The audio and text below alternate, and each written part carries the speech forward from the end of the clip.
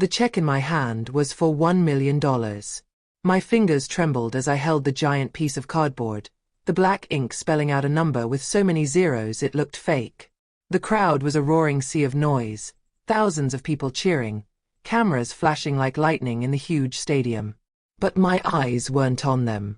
I was staring at the one quiet spot in the cheering chaos, row 14, seats 8, 9, and 10. 3 empty plastic chairs where my family was supposed to be. They chose a baseball game over me. And in that moment, I knew nothing would ever be the same again. My name is Lisa Dempsey. I'm 22 years old. Just a few minutes ago, I was just another girl in a blue cap and gown, waiting to get a piece of paper that said I was smart. I worked 3 jobs to get through college. I studied on bus rides, in cafe break rooms, and late into the night when the entire world was asleep.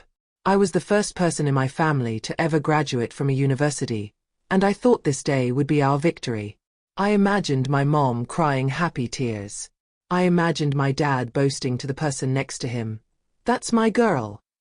I imagined my little brother, Kevin, looking bored but secretly proud. But all I got were empty seats. The phone call from last night replayed in my head like a horror movie. "Honey, we're so sorry," my mom had said, her voice strained. "Kevin's team made it to the state championship. It's the biggest game of his life. You understand, don't you?" I didn't. I really didn't. His game was 2 hours away, in the opposite direction of my graduation. They could have come to mine. But they didn't even try. They just assumed I, Lisa, the responsible one, the quiet one, the one who never made a fuss, would simply understand. They chose him. Again. My dad got on the phone next, his voice full of false enthusiasm. "It's just a ceremony, sweetie. The important thing is that you did it. We'll celebrate when we get back. We'll take you out for pizza." He said it like he was offering me a cookie for being a good girl. A pizza to replace the single most important moment of my young life. He told me how a scout might be at Kevin's game, how this could change everything for my brother. What about me? Didn't graduating with top honors, debt-free from my own hard work, change everything for me? I was still thinking about that pizza when the dean of the university, a man I'd only ever seen in pictures, walked to the podium. He announced a special award, the Starkweather Innovation Prize. It was a secret prize given to one student for creating something truly world-changing. I barely paid attention, still lost in my own sea of disappointment. Then I heard him say my name. For her groundbreaking work in creating a low-cost water purification system that can save millions of lives. Miss Lisa Dempsey. The entire stadium exploded. My heart stopped. Me. It couldn't be me. My project was my secret passion. I spent 2 years in the lab, fueled by cheap coffee and a dream.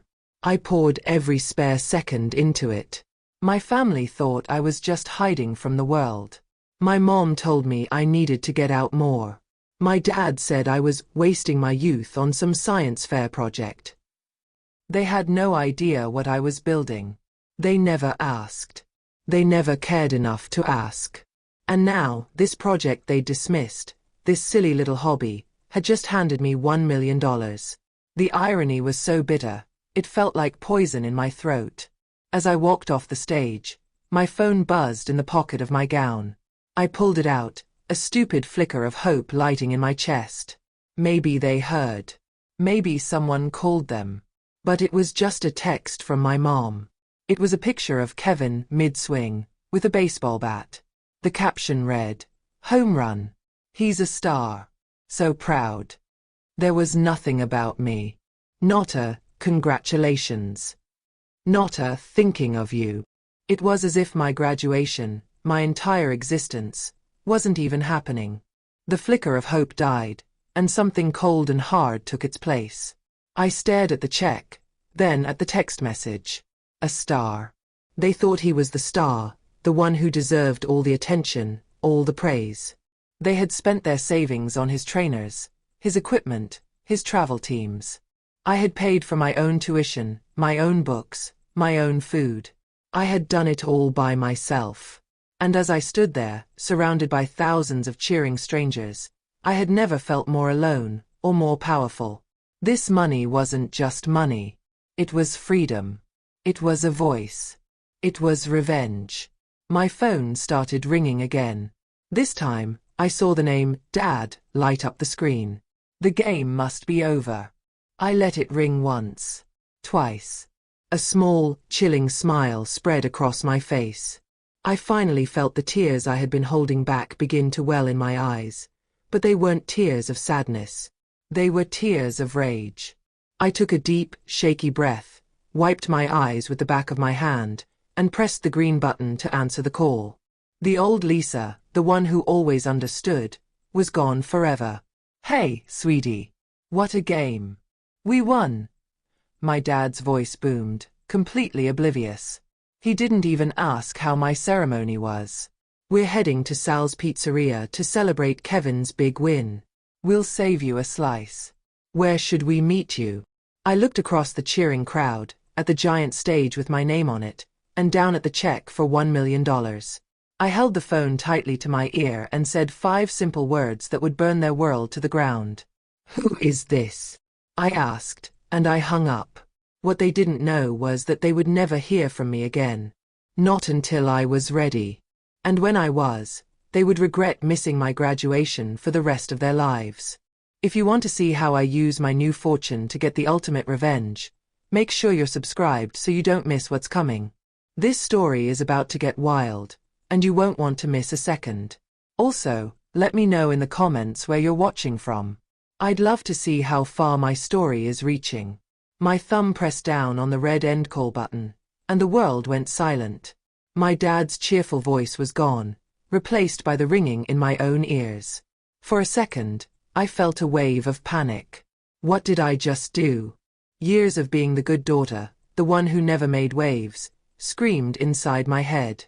But then I looked at the $1 million check in my other hand, and the panic was washed away by a cold, calm certainty. I did the right thing. My phone immediately lit up again. "Dad." I ignored it. A moment later. "Mom." I let it ring until it went to voicemail, then I held down the power button and watched the screen go black. The silence was the most beautiful sound I had ever heard. Reporters and university officials were trying to swarm me, asking questions about my project and my plans for the money. I pushed through them, my cap and gown feeling like a costume from a different life. "No comment," I repeated, my voice sounding hollow and strange to my own ears. I had to move fast. My tiny off-campus apartment, the one where I had spent countless nights hunched over my books, was no longer safe. My parents had a key. I could already picture them showing up, their faces a mix of confusion and anger, ready to tell me I was being dramatic, to demand an apology for worrying them. I wasn't going to give them the chance. As I walked quickly towards the main gate, a memory hit me so hard I almost stumbled. I was turning 10 years old. The only thing I wanted in the entire world was a telescope to look at the stars. I had dropped hints for months. On my birthday, my parents sat me down with a small, flat box. Inside was a cheap watercolor paint set. A moment later, they brought out a huge, long box for Kevin. It was a brand new, top-of-the-line baseball bat. "His old one was dented, honey," my mom explained. "We'll get you that telescope for Christmas, I promise." Christmas came and went. The telescope never did. "Taxi!" I yelled, my hand shooting up into the air. A yellow cab swerved to the curb and I jumped in, slamming the door shut. "Where to, miss?" the driver asked, looking at me in his rearview mirror. He saw my cap and gown and the giant check I was awkwardly holding. I opened my mouth to say my address, but stopped myself. I had nowhere to go. Then an idea, born of desperation and a lifetime of watching movies, popped into my head. "The Grand Majestic Hotel," I said, my voice shaking only a little. It was the fanciest, most expensive hotel in the city, a place that existed in a different universe from my own. When the taxi pulled up to the glittering entrance of the Grand Majestic, I felt like a fraud. Bellhops in crisp red uniforms rushed to open my door. People dressed in designer clothes stopped and stared as I walked through the revolving doors, a girl in a wrinkled graduation gown, clutching a giant piece of cardboard. The lobby was like a palace, with a crystal chandelier the size of a car hanging from the ceiling. I walked to the marble front desk, my worn-out shoes squeaking on the polished floor. The woman behind the counter looked down her nose at me, a perfect eyebrow raised in question. I think she was about to ask me to leave. The look on her face reminded me of the day I won the high school state science fair. I was so proud. I called my parents from the school lobby, my voice bubbling with excitement. I won. I actually won.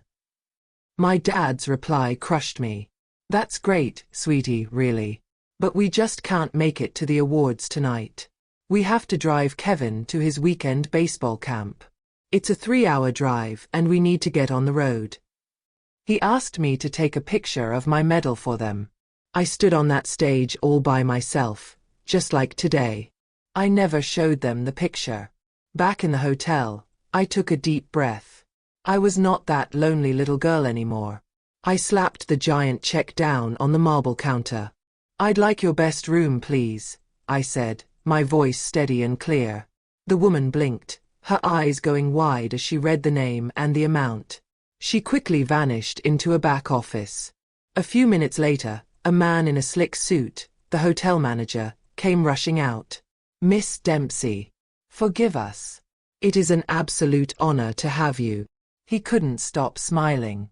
He told me the penthouse suite was all mine, free of charge for the entire week. It was amazing how quickly people changed when they saw $1 million. The penthouse was bigger than my entire apartment building. It had floor-to-ceiling windows with a view of the entire city. For the first time all day, I was completely and truly alone. I threw my cap across the room and let the gown fall to the floor. I was free. But freedom wasn't enough. As I stared out at the millions of twinkling city lights, the sadness finally turned into a cold, hard plan. They didn't just ignore me, they tried to make me small. They tried to make my dreams small. It was time to show them just how big my world was about to become. I found a notepad and pen on a huge mahogany desk and wrote a single word: revenge. I sat there for what felt like hours, the city lights blurring as I cried out all the years of hurt. I wasn't just crying for the graduation they missed. I was crying for the birthdays they forgot, the school plays they skipped, the science fairs they dismissed. I was crying for the little girl who just wanted a telescope to see the stars. Just as I started to sketch out a rough plan, a sharp knock echoed from the grand double doors of the suite. My heart leaped into my throat. Who could possibly know I was here? Had they already found me? My fear turned to confusion as I looked through the peephole. It wasn't my family. It was a tall older man in a perfectly tailored gray suit, holding a leather briefcase. He looked vaguely familiar, like someone from a dream I couldn't quite remember. He must have known I was looking, because he leaned closer to the door, his kind eyes looking directly into the peephole. "Miss Dempsey," he said, his voice calm and deep. "My name is Arthur Vance. I was Mr. Starkweather's lawyer. He left you something else, besides the money. May I please come in?" My heart hammered against my ribs. Mr. Starkweather? The name on the prize was just a name, a foundation, I thought. I never imagined it belonged to a real person who knew who I was. My hand trembled as I turned the lock. Standing in the hallway was a kind-looking older man with silver hair and a gentle smile. He looked nothing like the corporate sharks I imagined ran $1 million prize. He looked like a grandfather. "Mr. Vance," I whispered, opening the door wider. He stepped inside, his eyes scanning the ridiculously fancy penthouse suite with a small, knowing nod. Mr. Starkweather, or Elias, as he insisted I call him, was a very unique man, Arthur Vance began, setting his briefcase down. "He was an inventor like you. He spent his life creating things to help people. He had no children of his own, so he spent his final years searching for someone to carry on his work." He explained that Elias had been secretly funding my department at the university for years. He had read every paper I ever wrote and was amazed by my mind. He saw himself in me. It felt unreal, like a dream. To be seen so clearly by a stranger when my own family saw right through me. Then, Mr. Vance opened his briefcase. He didn't pull out papers or legal documents. Instead, he took out an old heavy black iron key that looked like it belonged to a castle, and a single crisp white card. Elias believed that a brilliant mind needs a brilliant space to work, he said, handing them to me. He left you something far more valuable than the money. He left you his private laboratory. His sanctuary. I looked down at the card. It held a handwritten address, one I didn't recognize, for a place called Blackwood Manor on the outskirts of the city. Holding the cold, heavy key in my palm sent a shiver through me. I remembered being 13, excitedly trying to explain to my dad how I had built a small robot for my science class. I had diagrams, I had the robot itself, whirring and moving across the kitchen table. He wasn't looking at me. His eyes were glued to the TV, where one of Kevin's baseball games was being rebroadcast. "That's nice, honey," he'd said, patting me on the head without ever looking down. "Can you be a little quieter? The bases are loaded." He had made my passion, my creation, feel like an annoying noise. "A word of warning, Lisa," Mr. Vance said, his voice turning serious. "Elias made powerful enemies. A company called Omnicorp tried for years to steal his patents. They are ruthless. Now that you are his heir, they will see you as a target. They will want what is in that lab." Suddenly, my problems felt so much bigger than just my family. It wasn't just about getting revenge on them anymore. I had to protect a legacy. There were real villains in the world, not just the ones who lived in my house and forgot my birthday. Before he left, Mr. Vance handed me a thick, sealed envelope. "Elias wrote this for you," he said softly. My fingers trembled as I broke the wax seal. The letter was written on heavy paper in elegant, looping handwriting. The first sentence made tears spring to my eyes. "Dear Miss Dempsey," it began, "if you are reading this, it means I was right about you. I have left you my tools, my home, and my fortune. Do not let anyone, especially those who share your blood, ever convince you that your light should be dim to let them shine." He knew. Somehow, this man I'd never met knew my entire life story. The word blood made my stomach twist. I was back in my first year of college, calling my mom from my dorm room, my stomach growling with hunger. I had miscalculated my budget and was too proud to admit I was skipping meals. I just asked for a small loan, $50, to buy a required textbook. "Oh, honey, money is so tight right now," she'd sighed into the phone. "Your father's paycheck was short. I just don't have it." The next day, I saw her post on Facebook. It was a photo of Kevin holding a brand new, beautiful $1,000 baseball glove. The caption read, "Anything for our future superstar. #proud parent." I folded the letter, a new fire burning inside me.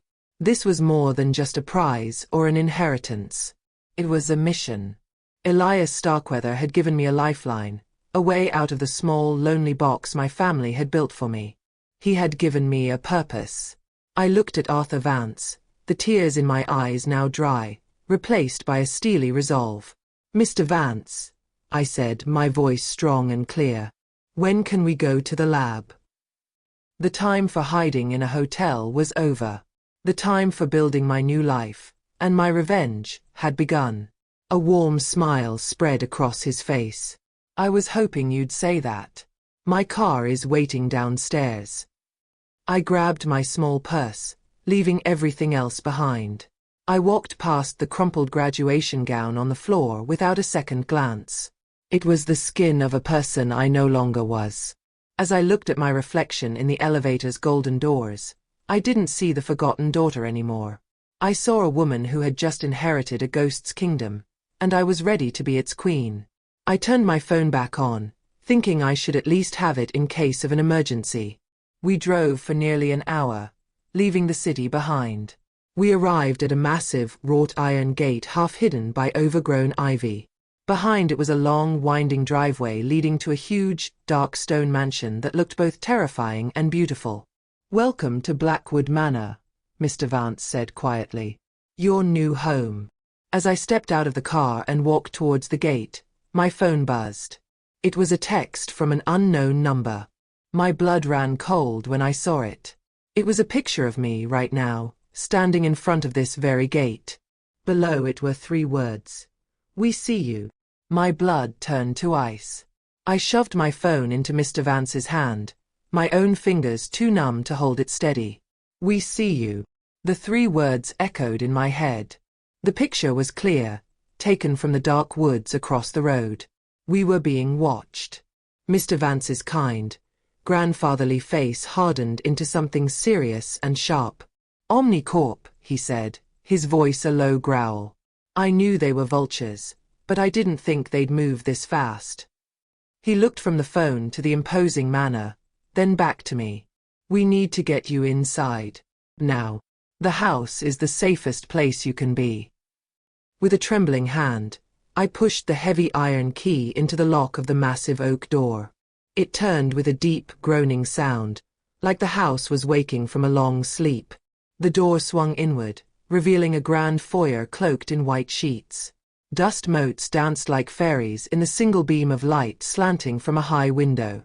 Everything was covered, like furniture ghosts waiting for someone to bring them back to life. It was huge, silent, and magnificent. It felt more like a home in 5 seconds than my real home had in 22 years. The sheer size of the entry hall reminded me of how small my own room had always been. When I was 7, my parents moved us into a new house. They gave Kevin the huge master bedroom with its own bathroom because they said he needed the space for his sports gear and trophies. They gave me the tiny, cramped attic room with a slanted ceiling that I always hit my head on. They painted it a dull beige and told me I was lucky to have my own private space. I spent my childhood trying to make my world bigger inside those 4 small walls, never realizing a place like this could be waiting for me. Mr. Vance led me through the silent, sleeping house. I expected him to lead me down to a basement, but instead, he took me into a breathtaking 2-story library. Bookshelves stretched from the floor to the ceiling, filled with thousands of leather-bound books. Elias believed knowledge was the foundation for all creation, he explained. He walked to one specific shelf and pulled out a thick book with no title. With a low hum and a puff of dust, the entire bookshelf swung inward, revealing not a dusty passage, but a door of shimmering steel. It looked like the entrance to a spaceship. He pressed his thumb to a scanner, and the steel door slid open with a soft hiss. I gasped. The room beyond was the complete opposite of the old, dusty mansion. It was a massive, ultramodern laboratory, gleaming with white surfaces and blue lights. Screens covered the walls, and strange, beautiful machines I didn't recognize sat on workbenches. It was the most incredible place I had ever seen. It was a scientist's dream, an inventor's paradise. It was a place where my ideas wouldn't be called a silly hobby or an obsession. It was a place where I belonged. On the main workbench in the center of the lab, a single spotlight shone down on a small, sealed envelope. My name, Lisa, was written on the front in the same elegant script as the first letter. With trembling fingers, I opened it. "My dear Lisa," the note read, "welcome to my heart. This lab is now your heart, too. The money is for living, but this place is for creating." I was working on something big, something that could give the world free, clean energy forever. I called it Project Nightingale. I was so close, but time ran out. "The plans are hidden here. Only you can finish my work." Free energy. The idea was staggering. It could end wars, cure poverty, save the planet. This wasn't just an inheritance. It was a responsibility that weighed more than $1 million ever could. But where were the plans? How could I possibly find them in a place this huge and complex? It was the ultimate open loop, a puzzle left behind by a ghost. What would you do if you were given a mission that could save the world? As I stood there, overwhelmed and amazed, a sudden, deafening alarm began to shriek through the lab. Red lights flashed, bathing the white walls in a terrifying crimson glow. Mr. Vance rushed to a large security monitor. My heart leaped into my throat. The screen showed a live feed from the front gate. A black, windowless van was parked on the road, and 4 large men in dark tactical gear were using a tool to cut through the iron bars of the gate. Omnicorp wasn't just watching anymore. They were coming for me. They were coming for Project Nightingale. Here. Quickly. Mr. Vance yelled over the alarm, pointing to a glowing panel on the main console that I hadn't noticed before. Elias built a security system into the manor. A full lockdown. But he coded it to his biological heir. It will only respond to you. Place your hand on the panel. I ran to the console, my mind racing. I was putting my life in the hands of a dead man's promise, trusting that he had prepared for this moment. I slammed my palm down onto the cool glass surface of the panel. The moment my hand made contact, the alarms cut out. The flashing red lights stopped. The lab was plunged into an eerie silence. Then, the main monitor in front of me flickered. The security feed of the front gate was gone. In its place, a video call was connecting. A man's face appeared, sharp and cruel in a perfectly tailored suit, sitting in an office that looked like it was carved from black ice. He smiled a smile with no warmth. "Miss Dempsey," he said, his voice smooth and cold as a snake. "My name is Silas Blackwood. I believe you have something that belongs to me. Let's not make this difficult." Blackwood. The same name as the manor. The name hit me like a physical blow. Blackwood. The same name as the manor. The man on the screen, Silas Blackwood, watched my shock with a smug, satisfied smile. "Surprised, Miss Dempsey," he purred, his voice like oil slicked over broken glass. "Yes, this house, this land. It was all supposed to be mine. It was my family's home for generations, until your so-called benefactor, the great Elias Starkweather, a common thief, swindled it away from my father." My mind reeled. Was it true? Was the kind man who saw my potential actually a criminal? Silas was planting a seed of doubt, trying to make me question the very ground I stood on. For a moment, I felt small again, like the little girl in the attic room. This man was powerful, cruel, and he was trying to bully me, just like everyone else in my life had. Then, I felt the heavy iron key in my pocket. I remembered Starkweather's words from his letter, "Do not let anyone ever convince you that your light should be dimmed." A fire sparked in my chest, burning away the fear. "This manor, and everything in it, was legally left to me," I said, my voice coming out stronger than I expected. "Your men are trespassing. I suggest you call them off." Silas Blackwood actually laughed, a short, ugly sound. "Oh, you have spirit. I'll enjoy breaking it." His smile vanished, replaced by a cold glare. "I have read your file, Lisa. I know all about your perfect little family. Your mother, your father, and your brother, Kevin, the baseball star." He said the word star with dripping sarcasm. It would be a terrible shame if his promising career was suddenly cut short by some unfortunate accident. A scandal, perhaps. It's so easy for things to go wrong for a young athlete. He was threatening them. He was threatening my family to get to me. As he spoke, my eyes darted to the other security monitors. On the screens, I saw the manor's defenses roar to life. Heavy steel plates, invisible moments before, slammed down over every window, plunging the old house into armored darkness. A grid of red laser beams appeared around the perimeter fence, crisscrossing the lawn. Mr. Vance put a calming hand on my shoulder. "Elias was paranoid," he whispered, "but he was a genius. This house is a fortress. They cannot get in." The knowledge that I was safe, that I controlled this power, felt like putting on a suit of armor. But the mention of my family brought back a memory that still stung. The summer before my freshman year of college, Kevin, showing off for his friends, crashed my dad's car. It was his fault, and there was alcohol involved. To make the problem disappear, to keep it off his record so it wouldn't hurt his baseball chances, my parents used the money they had saved for my first tuition payment. They paid for the damages, they hired a lawyer, and they swept it all under the rug.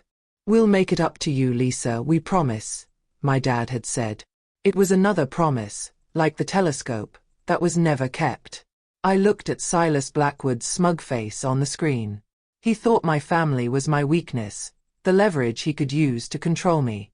He had no idea he had just handed me a weapon. He didn't know that my love for them had died in a stadium full of empty seats. The pain from their betrayals had forged me into someone new. A cold, calm feeling washed over me. I leaned closer to the camera, looked him dead in the eye, and said, "My family made their choices. And so have I. They are no longer my concern." The surprise on Blackwood's face was deeply satisfying. His smooth mask of control cracked, revealing the raw anger beneath. He had miscalculated. He thought I was still that forgotten little girl. He didn't realize that in the past few hours, I had become a queen in her fortress. "You will regret this, Miss Dempsey," he snarled, his voice losing its oily charm. "I will tear this house down brick by brick to get what is mine." The screen went black. He was gone. For now. The immediate danger had passed, but I knew this was only the beginning. The lab was quiet again. I was shaking, a mixture of fear and adrenaline coursing through me. Mr. Vance looked at me with a new expression in his eyes. "Respect. You handled that better than men twice your age," he said. Elias chose well. Now, the real work began. We had to find the plans for Project Nightingale before Blackwood found another way to attack. But where in this massive, complicated lab could they be? The puzzle felt impossibly large. Where do you even start? I pulled out Starkweather's second letter again, my eyes scanning the words, searching for a clue I might have missed. "Welcome to my heart. This lab is now your heart too." It had to mean something more. My eyes swept across the lab, across the blinking lights and humming machines, searching for anything that could be the heart of this place. Then I saw it. In the very center of the main console was a large, glass sphere. Inside, a soft blue light pulsed with a slow, steady rhythm. Like a heartbeat. It was the only piece of equipment without a label, the only thing that seemed more like art than science. Driven by an instinct I didn't understand, I reached out and placed my palm flat against the sphere's warm, smooth surface. The moment my skin made contact, the pulsing light inside flared, growing intensely bright. The air in front of me shimmered, and particles of light began to gather. They swirled together, forming a shape, a person. A life-sized, holographic image of Elias Starkweather flickered into existence before me. He smiled, his eyes twinkling. "Well done," his voice echoed, warm and real. "I was wondering when you'd figure it out. Now, shall we get to work?" I stumbled back, my mind refusing to believe what my eyes were seeing. A ghost made of light stood before me, smiling gently.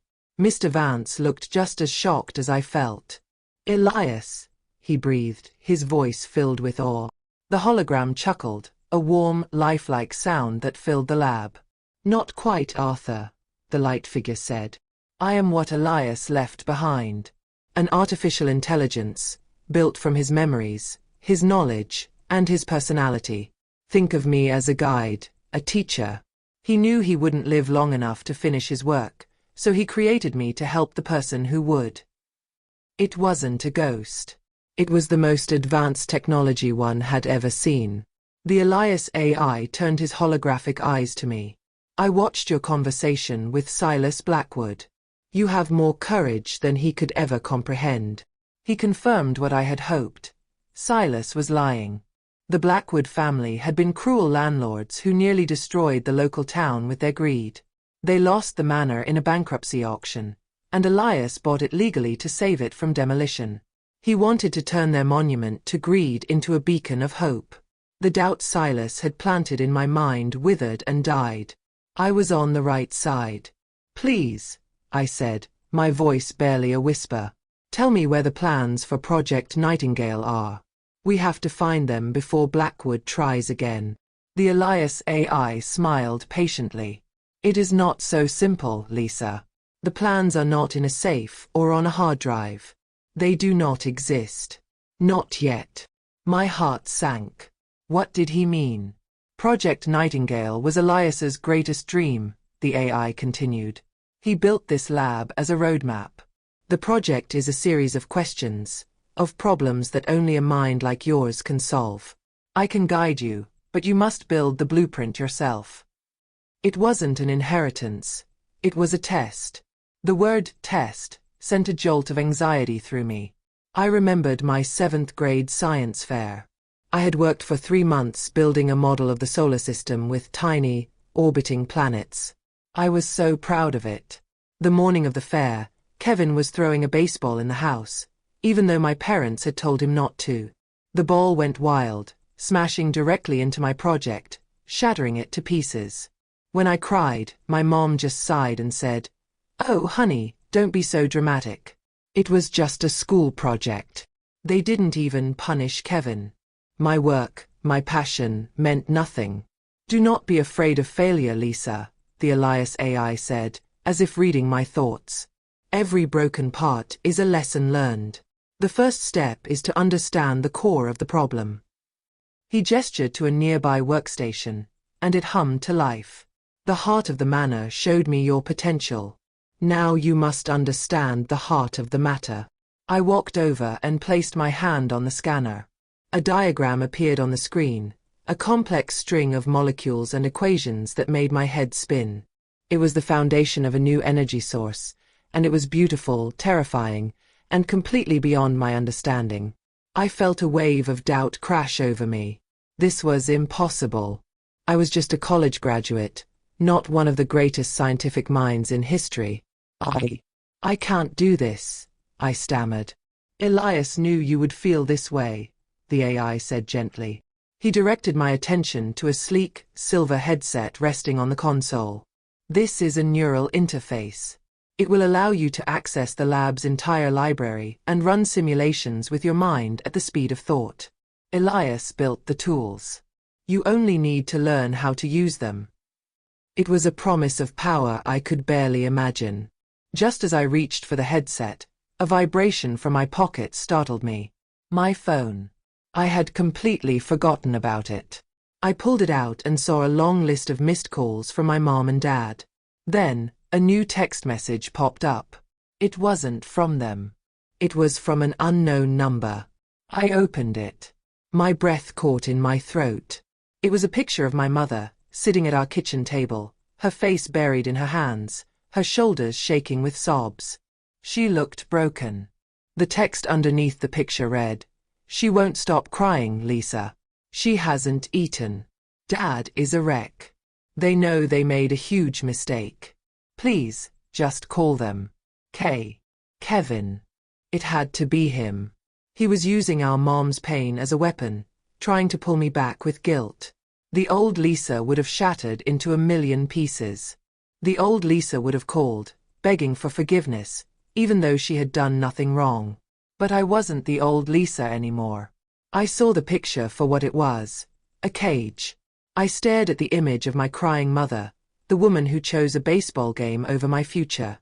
I felt a surge of cold, hard anger. They weren't sad because they missed me. They were sad because they had lost control of me. "A difficult choice," the Elias AI's voice said softly from behind me. "Family can be an anchor that holds you steady, or a weight that drowns you." He was right. And I was done drowning. I held my thumb over the delete button, ready to erase the message and choose my future. I deleted the message and photo without a second thought and reached for the headset. This was my new family, this lab, this mission. I slipped the cool metal over my head. It hummed to life, and for a second, my vision went blurry as it synced with my thoughts. Just as my mind was about to connect with the lab system, the main monitor in front of me flickered, overriding the molecular diagram. My heart stopped. It was a live security feed from a hidden camera. I recognized it instantly. It was the view from my old apartment's living room. And the front door was slowly being kicked in. Panic, cold and sharp, stabbed through me. My old apartment. Someone was breaking in. My first instinct was to rip the headset off and call the police. My mind raced with images of my small, precious belongings being stolen or destroyed. Wait, the calm voice of the Elias AI echoed in the lab, and in my head through the headset. Observe, Lisa. Acting on pure emotion is what your enemies expect. Let us first identify the threat. He was right. Calling the police would mean questions, reports, and it would inevitably lead my family right to my doorstep. I forced myself to breathe and watch the screen. The door splintered and flew open. But the figures who rushed inside weren't the black-clad thugs from Omnicorp. My heart sank for a completely different reason. It was my father, his face red and panicked, and my brother Kevin, looking more annoyed than worried. They weren't there to hurt me. They were there to find me. I watched them tear through my tiny living room, opening drawers, throwing cushions on the floor. It was a violation, an invasion of the one space on Earth that had been entirely mine. I don't get it, Dad. Where would she go? Kevin's voice was loud and clear through the hidden camera's microphone. She wins $1 million and just vanishes? It makes no sense. She's supposed to call us. My father grunted in response, pulling my books off a shelf and tossing them aside. Something's not right with her, Kevin. It's not normal. All that time locked away with her projects. It's done something to her head. They weren't worried about my safety. They were angry that their winning lottery ticket had run away. Hearing them call me crazy reminded me of a conversation we'd had last year. I had tried to explain to my mom how lonely I felt, how it seemed like Kevin's smallest achievement was a family holiday while my academic successes were barely noticed. My mom had patted my hand dismissively. "Oh, Lisa, don't be so sensitive," she'd said with a sigh. "Your brother is an athlete. It's a world with a lot of pressure. He needs our support. You're the strong, quiet one. You don't need all that fuss." They didn't see my pain. They saw it as a problem, an inconvenience to their simple, perfect family picture. On the screen, Kevin kicked at a stack of my research notebooks. "Look at this junk. Nerd scribbles," he muttered. But my dad picked one up. He flipped through the pages, his eyes growing wider. He couldn't understand the complex physics, but he could see the years of relentless, painstaking work. For a single, fleeting moment, I saw a flicker of confusion on his face, as if he was realizing the daughter he thought he knew was a complete stranger. It was a flicker of the respect I had craved my entire life, and it had come far too late. Then the moment was gone. My dad tossed the notebook aside and picked up a pile of my mail. "Here's what we'll do," he said, his voice taking on a new, determined tone. "We report her as a missing person. We tell the police she's been acting strange, that she's vulnerable. With that much money, a judge would have to listen. We can apply for a conservatorship, to protect her finances, to protect her from herself." The word hung in the air. Conservatorship. It wasn't about finding me. It wasn't about saying sorry. It was about taking control of my money, my invention, and my life, by declaring me unfit to run it myself. A wave of ice-cold fury washed over me, so powerful it left me breathless. This was their final, ultimate betrayal. They weren't just a thoughtless, neglectful family. They were crows, picking apart my life, trying to steal the one shining thing I had ever accomplished for myself. Every last drop of love I had for them evaporated in that moment, replaced by something harder and sharper than steel. They were not my family. They were my enemy. The Elias AI watched me, his holographic face unreadable. "Silas Blackwood uses weapons and spies," he said, his voice soft. "But a wound from someone who claims to love you, that is a far deeper cut. Do not let this anger control you, Lisa. Let it fuel you. Turn this fire into the engine of your work." He was right. Crying wouldn't help. Shouting wouldn't help. But building a new world, a new life, a new future they could never touch, that would be the only victory that mattered. I turned away from the monitor showing the wreckage of my old life. I looked at the complex molecular diagram, the first step toward my new one. "Let's begin," I said, my voice cold and steady. "With a new and terrible purpose, I fully activated the neural headset. I was done looking back. The future was waiting. Project Nightingale was waiting. My revenge was waiting. The headset roared to life, and the world dissolved into a stream of pure data. Equations and concepts I had struggled with for years were suddenly crystal clear. The Elias AI's voice was my guide in the storm of information. "Excellent," he said. "The lab's core systems need a stable power source to begin the simulations for Project Nightingale. The prototype is here, but it requires a specific stabilizing element to prevent a catastrophic overload." A map of the city flared to life on the screen in front of me. A single building was highlighted in red. "Unfortunately," the AI concluded, "the world's only known sample of this element is stored in a cryovault on the top floor of Omnicorp headquarters." My mind went blank. "Go into Omnicorp headquarters?" I asked, my voice a squeak. "The home of the man who is actively hunting me? That's not a plan. That's a suicide mission." I looked from the cold red on the map to the comforting holographic face of Elias. "I can't do that. I'm a scientist, not a spy. They would catch me in a second."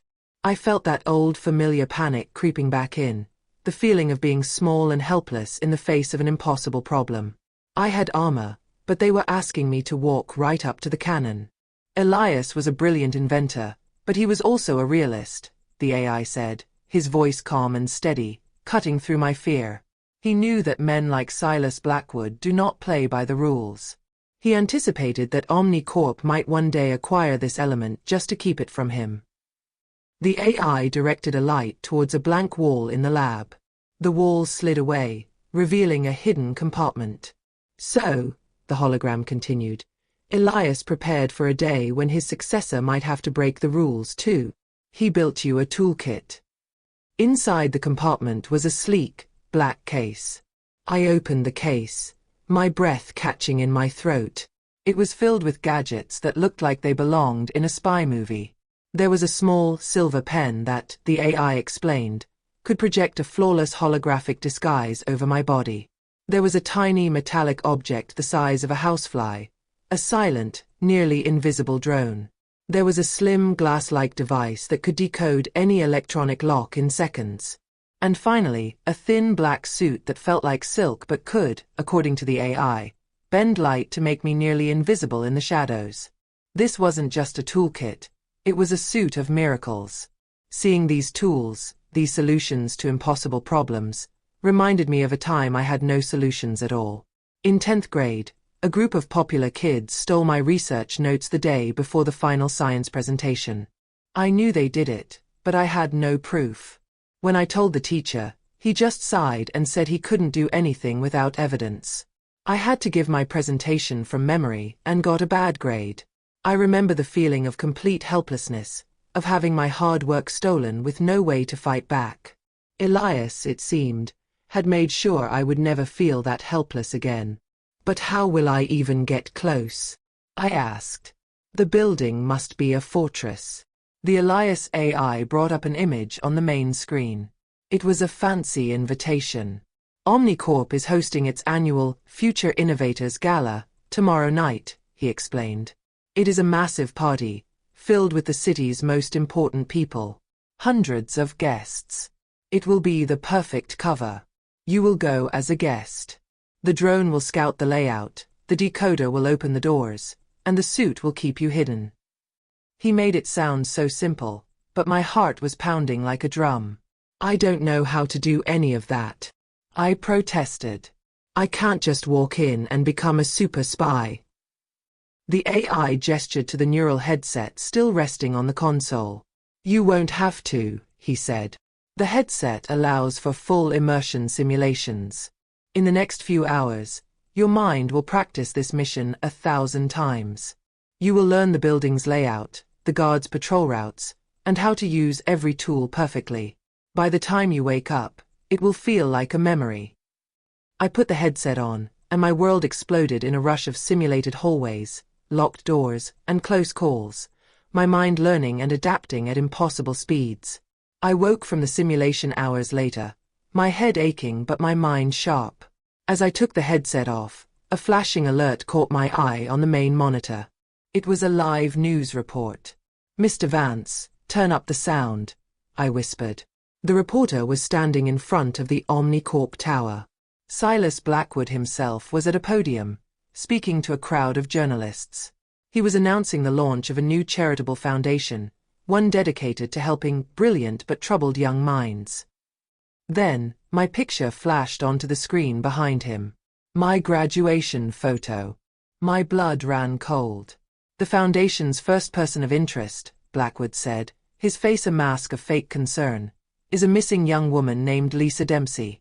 She is the recent winner of the Starkweather Prize, but we have reason to believe she is vulnerable and unwell. Omnicorp is offering a $100,000 reward for any information that leads to her safe return." He was painting me as a crazy, helpless girl for the whole world to see. He was turning the entire city into his personal search party. "It's a trap, Lisa," Mr. Vance said, his voice grim. "The gala, the reward. He is baiting you. He knows you need the element, and he is daring you to come and get it. He'll have every eye in that building looking for you." All logic told me he was right.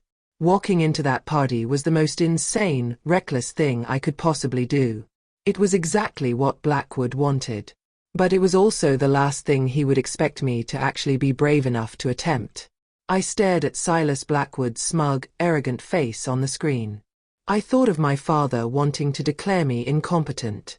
I thought of Kevin calling my life's work nerd scribbles.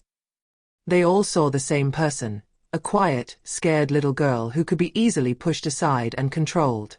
A cold, hard resolve settled in my gut.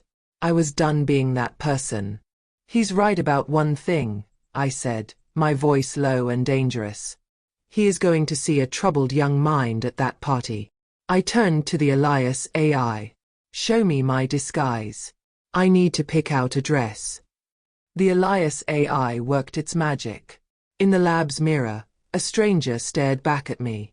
The holographic projector wrapped me in a new identity, changing the small details that made me, me. My mousy brown hair was now a cascade of shiny black curls. My simple, plain face was now sharper, with higher cheekbones and eyes that seemed darker and more mysterious. The AI had even dressed me in a stunning floor-length gown of deep crimson silk. I was no longer Lisa Dempsey, the forgotten daughter. Tonight, I was Isabella Rossi, a wealthy, intimidating Italian heiress who looked like she could buy and sell the entire city. It was the perfect armor. This powerful new reflection reminded me of a night I felt completely powerless. My high school prom. I had saved for months to buy a simple, pale blue dress I loved. But on the night of the dance, all my parents' attention was on Kevin, who was the star quarterback. They spent hours helping him with his tuxedo and taking pictures of him with his popular friends. They barely even noticed me slip out the door. At the dance, I felt invisible, like a ghost in a blue dress, watching everyone else have the time of their lives. Tonight, as Isabella Rossi, I would be anything but invisible. A sleek, black, self-driving car from Elias's collection dropped me at the base of the Omnicorp Tower. Stepping onto the red carpet was like stepping into another world. Cameras flashed, and reporters shouted questions at celebrities. I held my head high, walking with a confidence I had only ever practiced in my mind. People stared, their eyes filled with curiosity. "Who is that?" I heard someone whisper. For the first time in my life, I felt the power of being noticed, but it was a shield. They weren't seeing me. They were seeing the mask I was wearing. Inside, the ballroom was a galaxy of glittering chandeliers and sparkling champagne glasses. And in the center of it all, there he was. Silas Blackwood.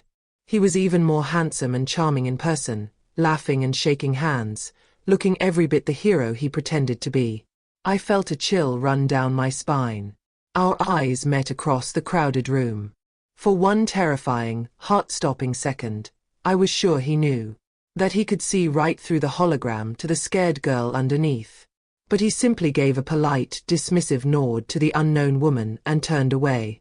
The disguise was holding. While everyone was focused on Silas, I found a quiet alcove near a large potted plant. My heart hammered against my ribs as I opened my small, elegant clutch. Inside, the tiny fly drone waited.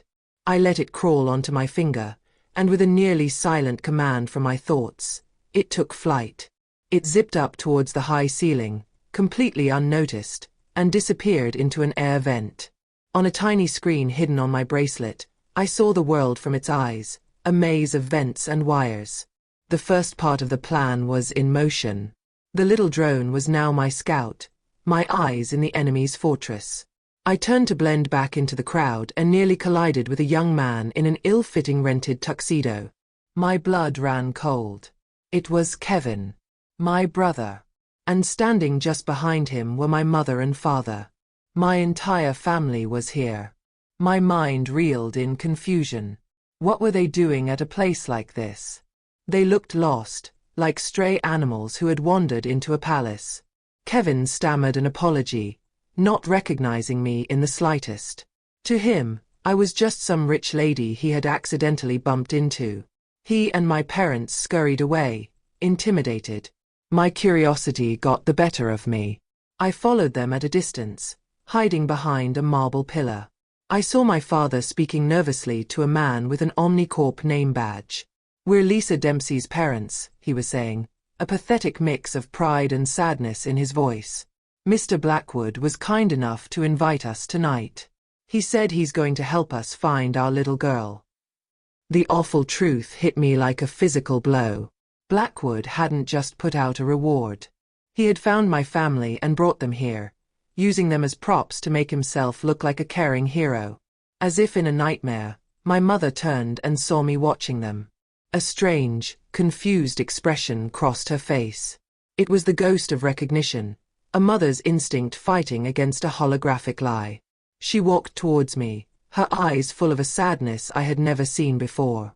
"I'm sorry to bother you," she said, her voice soft. "It's just, you remind me of my daughter. My Lisa." Her words were a knife in my heart. The little girl inside me wanted to cry, to hold her, to tell her I was right here. But Isabella Rossi couldn't do that. I hardened my heart, summoning every bit of pain and anger they had ever caused me.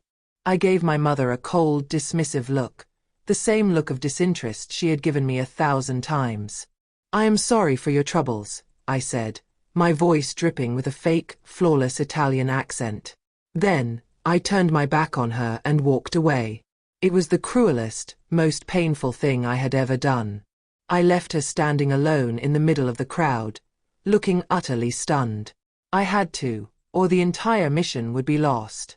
A soft buzz on my wrist brought me back to reality. It was a signal from the drone. It had reached the vault on the top floor. The path was clear. It was time. Taking a deep breath, I turned and walked purposefully towards the private elevator reserved for the executive offices. This was it. The point of no return. Just as my hand reached for the call button, a firm, cold hand clamped down hard on my shoulder. I froze. "An amazing disguise," a low voice whispered right behind my ear. "The resemblance is truly uncanny." I turned slowly, my heart stopping in my chest. It was Silas Blackwood. His charming smile was gone, replaced by a look of pure, cold victory. "I think it's time we had a private chat, Miss Dempsey." My heart hammered in my chest. He knew. The mask was gone, and I was just Lisa, caught and defenseless. Silas Blackwood's grip on my shoulder was like iron. "Clever girl," he whispered, his voice dangerously soft. "Did you really think you could walk into my house and steal from me?" His charming smile returned, but now it looked like a predator's grin. He began to steer me away from the elevator, down a quiet, private hallway, away from the eyes of the party. "You are going to take me to that lab," he hissed. "And you are going to give me everything Elias Starkweather ever created." He thought he had won. He had no idea he was walking right into my trap. As we walked down the empty hall, my bracelet gave a single, soft buzz. It was the signal. A message from the Elias AI appeared on the tiny screen. "Now, Lisa." A wave of calm washed over me. This was the moment Elias had planned for. This whole mission was never about stealing the element. It was about one thing: getting Silas Blackwood alone. I stopped walking. Silas tugged on my arm, annoyed. "Keep moving," he ordered. I turned to face him, and for the first time all night, I let him see a real smile. Not Isabella Rossi's confident smirk, but Lisa Dempsey's triumphant grin. "Thank you, Silas," I said, my voice clear and steady. "I really couldn't have done this without you." Confusion flickered across his face.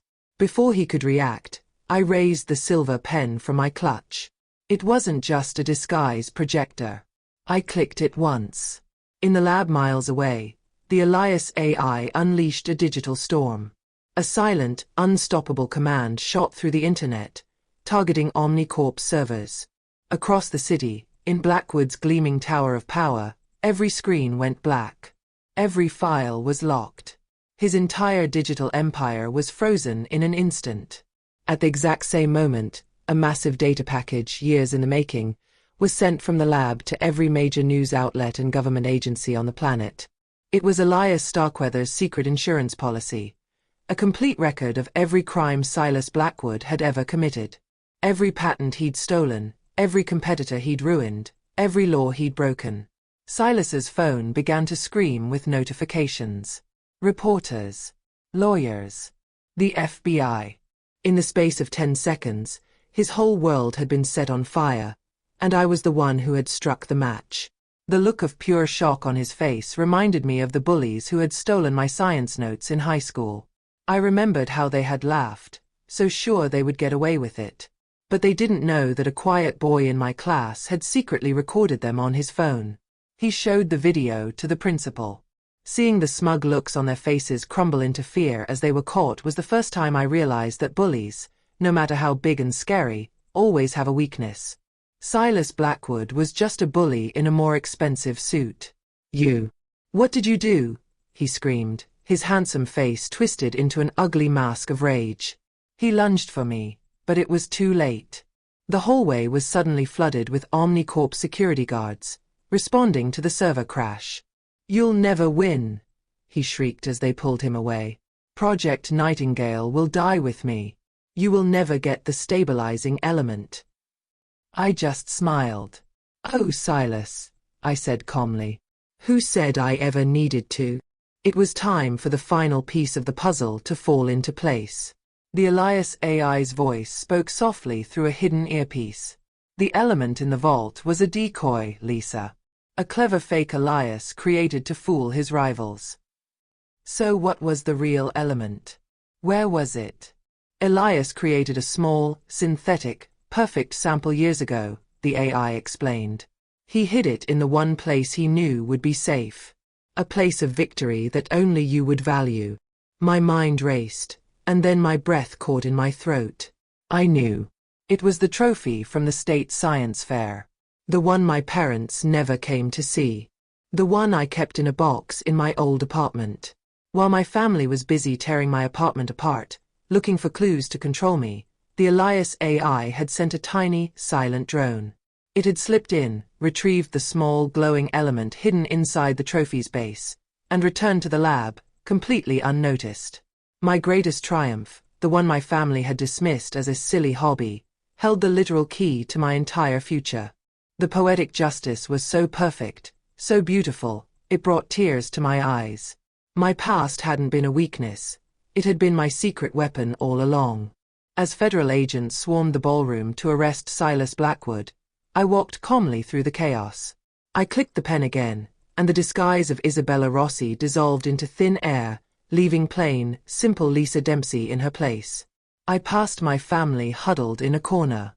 My father, my mother, and my brother stared at me, their mouths hanging open in utter shock. They saw me, their boring, quiet daughter, walking away from the center of an international scandal with the calm confidence of a queen. In that moment, they finally saw me. And they knew, without a doubt, they had lost me forever. My story doesn't end here. It truly begins. I am back in the lab. The small, glowing element rests in the core, powering a dream that will soon power the world. Elias Starkweather's ghost stands beside me, not just in the form of an AI, but in the legacy he entrusted to me. My revenge wasn't loud or angry. It was the quiet, unstoppable force of becoming everything they said I could never be. They tried to make my world small, but they never realized I was the one who was going to build a new one. This was the story of how I found my voice. If you believe that the underdog can win, and that your past does not define your future, then please hit that like button and share this story with someone who needs to hear it.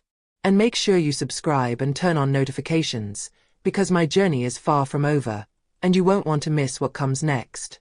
Thank you for being a part of my victory.